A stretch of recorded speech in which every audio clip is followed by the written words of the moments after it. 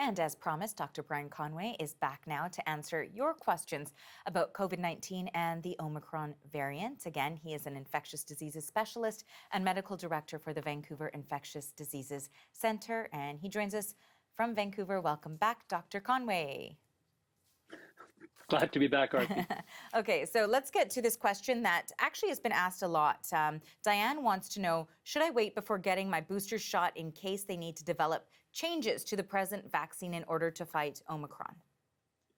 So both companies are working on Omicron-specific vaccines. It will take them a few months to get the prototype up and running, and a few months after that to test it in controlled clinical trial circumstances. By then, probably the immunity that you have from the current vaccine would have waned to such an extent that you should have gotten the booster earlier. So I would go for the booster, and then let's see what happens going forward with the subsequent shot for COVID-19 if and when it is necessary. Okay, next question here is from Peter, and he says, I'm 77, had 2 shots of Pfizer by May 31st and a Pfizer booster on November 9th. How effective is my booster against Omicron? Well, we will know more about this over the next week or so, but it is likely not an all or nothing thing. It is likely, if anything, that the vaccines will be slightly less effective against Omicron, which will underscore the need for booster shots when they are necessary and maintenance of the public health regulations that are in place to supplement the protection offered by the vaccine as we go forward in the world of Omicron and whatever the next variant may be. And this question is from Bill, and you've touched on some of this, but there's 2 questions here. He asks, do current vaccines work against the Omicron variant? And the only people that can travel are vaccinated, so are they spreading this new variant? Well, as I say, the vaccine will be partially or greatly effective against Omicron. We'll know more within the next week. And the reason why travelers who are vaccinated are transmitting Omicron back into Canada is that there are so many unvaccinated people in the world that are keeping up community-based transmission to such a level that new variants develop and are then subsequently transmitted to some extent to vaccinated travelers who then bring them back into Canada. So the fact that Omicron did occur in the first place is a sign that we need to vaccinate the world more quickly. Okay, Paul M. wants to know about traveling on vacation to St. Martin in early February. He writes this, we are fully vaccinated and anticipate having a booster prior to traveling. Does Omicron create too many unknowns to travel outside of the country? 2 or 3 issues to consider here.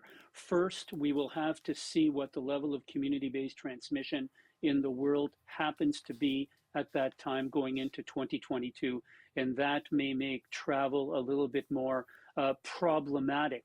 We will have to see what the regulations are in terms of PCR testing to leave Canada and to return from Canada, and all of the quarantine procedures associated with it, to see if it is worth the trouble of traveling. And we will have to see what happens with vaccination protocols that may change in anticipation of that, and the rules of what will be considered vaccinated or not may change. So I would, if I make travel plans, I will make sure that whatever money I invest is refundable at this point. It's a bit uncertain.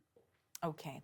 Next question here from Robert D., who says, I had an AstraZeneca shot first and a Moderna shot second. Doesn't matter what I get for a booster. Well, what it matters is that you get an mRNA vaccine. Obviously, there isn't a lot of information we have about the mix and match where it's all 3 kinds, AstraZeneca, followed by Moderna, followed by Pfizer. We have no reason to think that it would be less effective than having Moderna as the 3rd shot as opposed to Pfizer, but it's the same thing as it's been since the beginning of the vaccination program. The most effective vaccine is the one that is being offered on the day that you show up to get it. All right, and as we count down to Christmas, this question comes from Kathy, who writes, we have some unvaccinated family members who would like to join us for Christmas dinner, and they have said they would get a rapid test before they come. Is that safe? Oh, it breaks my heart to have to answer this, but it is too early, I think, in the pandemic to start mixing vaccinated and unvaccinated people in the type of setting that is a holiday celebration. We would love to see everyone together as soon as possible. There is still time to convince the unvaccinated to think about getting their first shot, and it being 2 weeks after the first shot that they can then congregate with vaccinated individuals. But I think for now, it would be much safer to continue to use the various electronic visual means, such as the one that you and I are using now, to sort of meet virtually until this whole situation is a bit clearer and community-based transmission has gone down a little bit more. Okay, I'm sure Kathy very much appreciates your response to that. Now we finally want to ask you about an incident that happened in Brandon, Manitoba. So just have a listen to what one mom experienced when she went to get a flu shot with her 3-year-old daughter. We went in there to get our flu shots, and instead of getting our flu shots, they gave us both adult Pfizer vaccines when my daughter is only 3 and myself, I wasn't due to get a third one until sometime in January as well.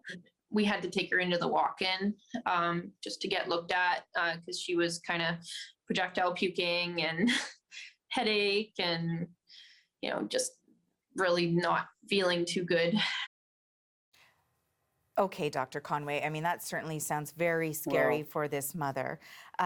So I do want your advice. And of course, for our viewers who may or may not know, there is not a vaccine yet for that age group under the age of 5 that has at all been approved by Health Canada or any other health agency. So Dr. Conway, what would you tell this mother? Is an adult dose really dangerous for her child?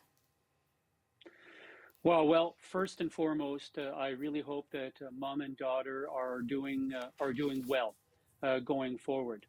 And I hope that the system learns from this to not do this again and put in place measures for this to not happen. These are rare occurrences, but they really shouldn't be happening. That said, for the mother to get her booster dose a month early, no problem. It will be effective. It will be safe. It will serve the purposes of a third shot. As you said, there is no vaccine that is yet licensed for a 3-year-old, but the clinical trials are well underway, and we have every reason to believe that in general the vaccine will be safe and effective, albeit not an adult dose.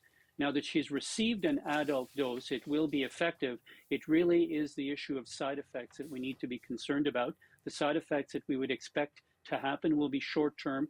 There's absolutely no evidence of any long-term side effect. So if she is able to be observed and helped through this early period after the vaccination, she should make a full recovery and benefit from the vaccine. But let's not do this again. Let's wait for the vaccine to be approved for 3-year-olds and have them be part of the solution at the appropriate time. All right. Thank you so much for your time today, Dr. Conway.